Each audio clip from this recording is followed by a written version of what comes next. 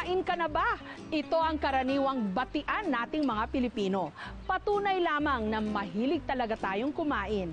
At saan ka man mapadpad sa buong Pilipinas, tsak, may bubusog sa'yo.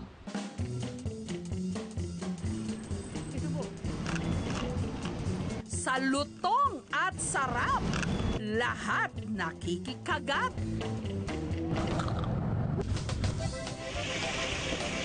Sa nakaka-high blood na ulam at paboritong pulutan ng mga Pilipino, ang crispy pata. Yummy! Perfect! Ito naman ang crispy ulo, deep fried na ulo ng baboy. At ang isa raw sa pinakamasarap mabilhan nito, narito sa Pasig. Wow, okay. Si Aling Lucila, ilang beses daw munang nagluto nito o nag-trial and error bago nakuha ang tamang timpla ng tinatawag nilang maskara. Una munang nilinis ang ulo, hinati sa gitna, tinanggal ang utak. Kasi pag sa paglaga po ma'am, madudurog din siya. Pinadaan sa apoy para matanggal ang mga balahibo. Pinakuluan. Nilagyan ng mga pampalasa. Muling pinakuluan ng hanggang 3 oras at magdamag na inilagay sa freezer. Kinabukasan, inilubog sa mainit na mantika.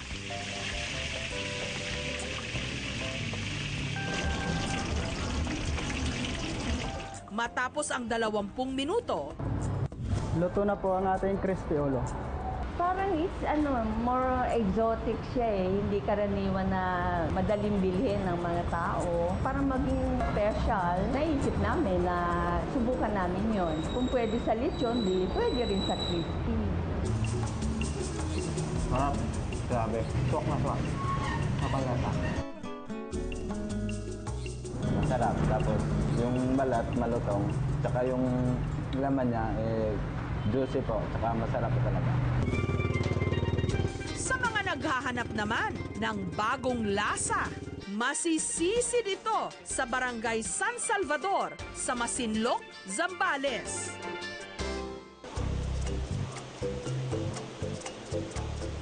Ang mga bolindagat o sea anemone na tirahan ng mga isda gaya ng clownfish o ninimo. Hindi alam ng marami na ang lamang dagat na ito na parang halaman pwede ring ipanlaman tiyan.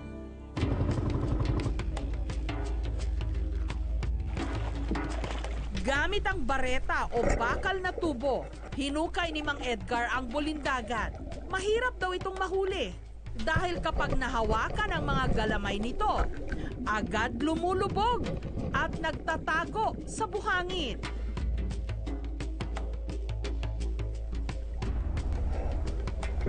Pero wala itong ligtas kay Mang Edgar.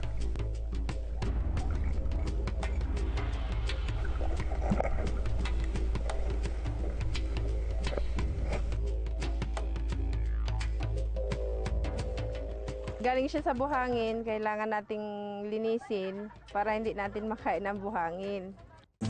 Hinanda na ng kanyang misis ang mga sangkap para sa ginataang bolindagat. Hinugasan muna ito.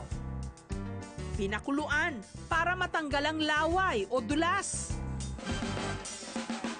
Nilagyan ng bawang at sibuyas, sili at gata.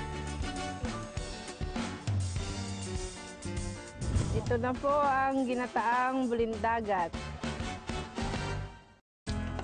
Para naman sa adobo, matapos maggisa ng bawang at sibuyas, inihalo ang bolindagat. Ilagyan ng toyo, suka at kaunting paminta. Pagkakulo, luto na! Malambot siya. Lasa siyang taba ng baboy. Juicy. Malinamnam po. Medyo malutong po yung kinakagat. Pero may babala ang mga eksperto. May portion, may part yung sea anemone na may poison. Kaya nga hindi siya kinoconsider na edible. Yung tentacles niya kasi may lason yun. But since there are couple of people na kumakain ng anemone, ang maiipayo ko na lang siguro, kung pwede wag na isama ang tentacles, hugasang mabuti, asinan, nakakatulong ang asin, at lutuin ng maigi. Kakaibang pampaasim naman ang matatagpuan lang sa Antipolo. Kalamansi na ang balat, stripes. 1996 nung unang nadiskubre ni Doris ang striped o variegated kalamansi. Meron siyang 10 puno nito sa kanyang farm sa Antipolo. Naging stripe to, akala ko talagang breed siya. So sa pag-aaral namin, mutant ito. Nagkaroon siya ng color, hindi lang sa dahon. Tapos pati yung bunga niya, nagkaroon na rin ng different color, which yellow and green. Kakaiba man ang itsura, wala namang pinagkaiba ang lasa sa ordinaryong kalamansi. Pero dahil kakaiba at mukhang espesyal, isinuserve nila ito sa kanilang coffee shop. Dito namin ginagamit itong variegated calamansi.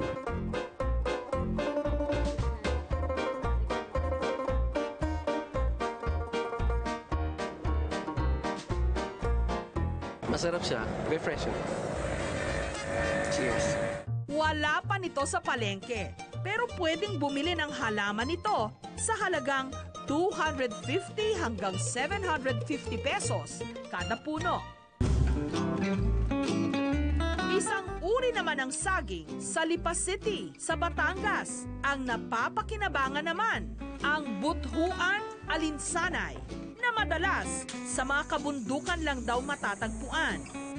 Pero hindi raw ito panghimagas, kundi ginagawang suka. Una munang binalatan ng saging, inilagay sa bilao. At saka ibinilad sa araw. Pagkatapos, ibinabad sa tubig.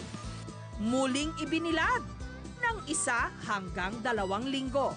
Pagkatapos, pwede nang salain at ilagay sa malinis na bote. Meron na po tayong gawang suka. Banana vinegar. Pwede nang panluto o gawing sausawan. Yeah. Katamtaman lang yung asim niya. Katamtaman, masarap. Nalalasaan yung asim at saka tamis. Hanggat may mga pagkaing bago sa ating panlasa, hindi tayo mauubusan ng masarap na pagkukwentuhan. Bawat isa sa atin may kanya-kanyang espesyal na kwento. Basta't handa tayong makinig, may mapupulot tayong leksyon. Sa dami nating mga Pilipino o 94 million and counting, ano nga bang kailangang gawin para mapansin, hangaan, umangat sa lahat? Ang ilan gumagawa ng kakaiba, katulad ng lalaking ito na nag-upload ng kanyang video. Para siyang walang buto. Mapakaliwaman o kanang braso, kayang-kaya niyang baliin. Kumain pa ng spaghetti habang nasa likod ang kanyang kamay. Sisiw lang ang pagsampa ng kanyang mga paa o binti sa kanyang batok. At ang kanyang pinakapamatay, sabay-sabay niyang nababalubaluktot ang kanyang paa at braso. Sabay-sabay tayo mag-exercise!